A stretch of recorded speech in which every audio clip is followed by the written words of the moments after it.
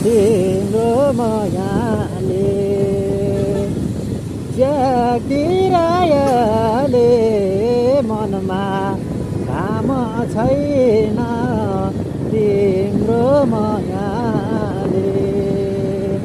दर्शक महानुभावहरू सबैलाई नमस्कार। म जिपी आचार्य, हजुरहरूलाई सबैजनालाई मेरो युट्युब च्यानलमा स्वागत छ। म यतिखेर चाहिँ बुटोलको भैरवादेखि बुटोलतर्फ जाँदैछु। लगभग म लुम्बिनी प्रादेशिक हस्पिटलको नजिक पुगिसकेँ।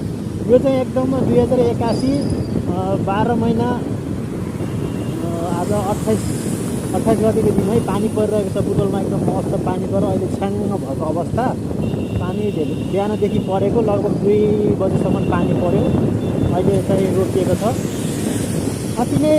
अति नै राम्रो दृश्य देखेको छ। हेर्नुहोस्, हरियो चाहिँ धुलो लागेको, रुखमा धुलो लागेको चाहिँ यो पानीले पखालिदिएको छ। अनि किसानहरूको खेतीबाली पनि एकदम राम्रो हुनेछ अब पक्कै पनि यो पानीले गर्दाखेरि। यो पानीले धेरै राहत मिलेको छ। पक्कै पनि किसानहरू खुसी हुनुहुन्छ होला, हामी पनि खुसी छौँ, किनकि यस्तो राम्रो प्राकृतिक रूपमा चाहिँ पानी परिरहेको छ। हेर्नुहोस्,